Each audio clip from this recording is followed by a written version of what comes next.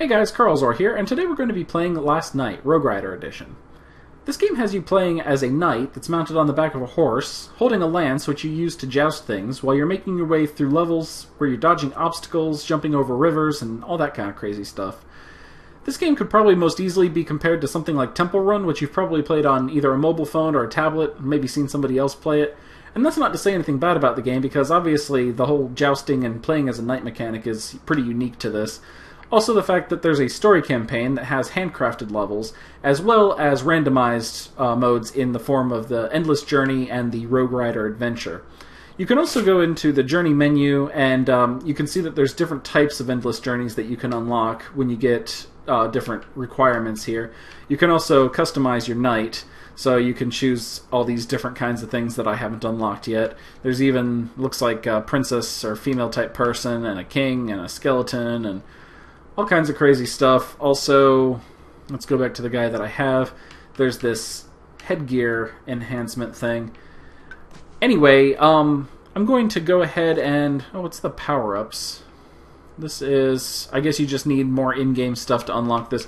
It kind of makes it seem like this is a mobile game, and that those would have been perhaps things that you would have unlocked via microtransactions or something, but as far as I can tell, there's none of that in this game. It's all done with in-game currency and earning points and finding stuff as you play. So I'm going to jump into the story really quick first, just so I can show you some of the built-in levels. And one thing that's cool is that during these little story sequences, you can move the analog stick around, and you see that these portraits are actually like 3D, but that they also have edges. So even though you're looking in on this 3D setting, the frames actually kind of act as like a border for the scene here. Everything kind of cuts off there. It looks like it's popping out at you. I don't know if that'll come through in the video, but it's kind of a nice effect. Anyway, so the king is, I guess I wasn't really paying that much attention. I think it had something to do with us having to go and rescue the princess and protect the kingdom.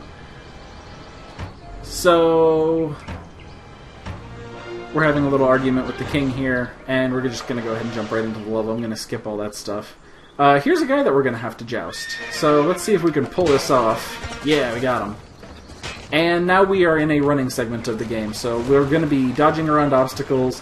We can cross rivers on a bridge if there is one, or we can jump across them if we don't want to cross the bridge, or if we don't have a bridge, if we don't have that option.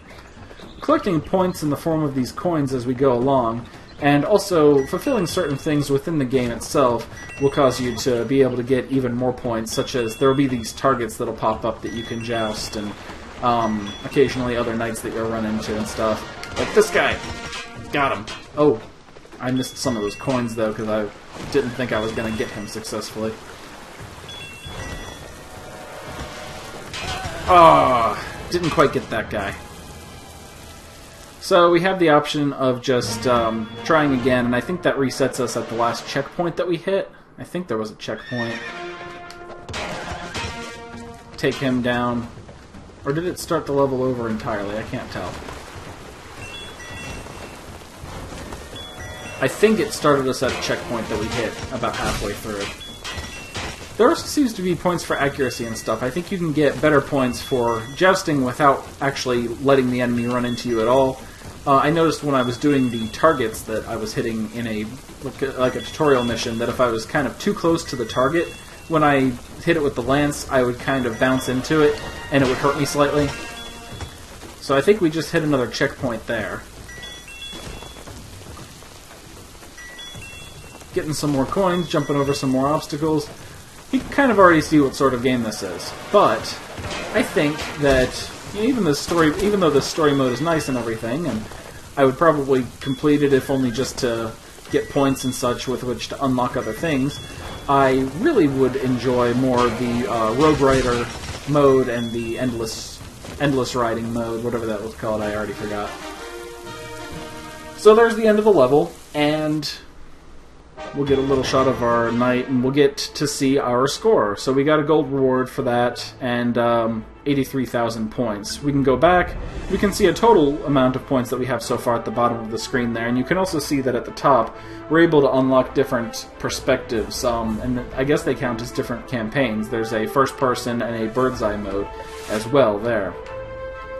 I'm going to go into the Rogue Rider adventure first. This part of the game is still kind of under development. This game is currently pretty much complete as far as like the story mode and stuff like that goes, but this new Rogue Rider mode is still under, I guess, in progress. And in this mode, you see the castle in the middle, and that's where you start from, and you can move out to any of the adjacent triangles, and each one of these kind of counts as a level. And you'll want to make your way through these different procedurally generated levels in order to make your way, I guess, as far away from the center of the map as possible, earning more and more points along the way as you go, and discovering new places, seeing how long you can survive, because in this mode, if you die, it's permanent. That's why they call it Rogue Rider. It's like a roguelike in the fact that if you die, it's over. There's no lives, there's no continues. If you're gone, that's it. So it starts us off with a pretty easy basic level with just a few basic obstacles here and there. Some easy bridges to cross, some easy things that we can either jump over or go around. And we hit a thing that says that we've gotten to the end of the area and there's like a branch in the roads. And that's going to lead us to where we can select a new area to go to as we return back out to the map screen. So it looks like we can head towards this mountain here. Actually, both of the routes we can take will bring us towards different caves into the mountains. And so I'll just go that way. And if we can survive this level, then we'll get to see, I guess, what the inside of the mountain is like. We can also see that this is a bit of a different sort... Oh, that was close. A bit of a different sort of map that I actually haven't played yet, and this is a forest map. As far as I can tell. There's magical mushrooms growing all over the place, and leaves falling, and it's a little bit more twisty-turny, I'd say, than the outdoor maps that I've been in so far, but that might just be random. It's definitely a lot more beautiful than the last kind of map that I played before.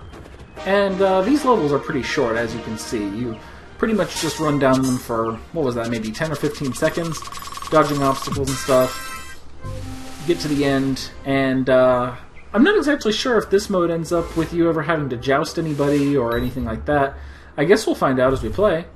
I'm going to go over to this cave section because it looks like that'll allow us to branch back out into the outdoors again, so we won't have to stay in the caves for too long. I'm sure there will be stuff that we can joust in this endless mode, unless maybe it's just not finished enough for that yet. I'm sure it's just not starting it off with that kind of stuff because that's a little bit more difficult to do, and we don't want to fail our permadeath campaign too quickly. Now that arrangement of coins, I'm sure it's possible to get all of those, but it seemed like it would have been really difficult, so I didn't want to try. Yeah, it looks like if you start on the edge and jump towards the bridge, as long as you don't overshoot it, you can make it. We can go to the road, or we can go into the forest, it looks like, next. You get a brief glimpse of what those signs at the end of the thing says. Or say, sorry. Signs say. And so you know what kind of area you're going to be getting into next. Also, you can tell from here, the road areas are kind of, they have like this this like dirt pave thingy in the middle of the paths, and the forest areas are just surrounded by trees, and there isn't a kind of dirt pavement or whatever running through those.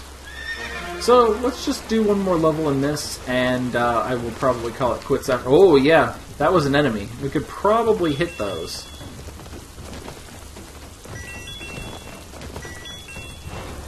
So as you can see, oh, there's an enemy. And there's a spider thingy. Okay, so yeah, there are things that we can fight in this endless mode. We could either... Oh, almost missed jumping over that branch. I kind of boinked the outside edge. Oh, I had boinked it a little bit harder there. So, since this is the Rogue Rider mode, that is the end of our run. That's game over for us.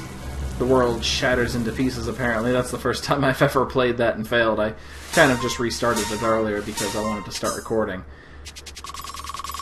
So it was kind of a semi-first impressions. I just did like the first tutorial, the first few tutorial missions and stuff like that, and tried out a little bit of the Endless Rider mode, and Rogue Rider mode, before recording this video so that you guys would get a pretty early impression sort of thing, and that I wouldn't be showing anything from too far on in case you care about the story or anything like that. And also, sometimes first impressions are the best impressions, so hopefully you guys got a good idea about what this game's all about. Hope you guys enjoyed watching. I'm going to go ahead and leave you now, but I appreciate you coming by, and I'll see you next time.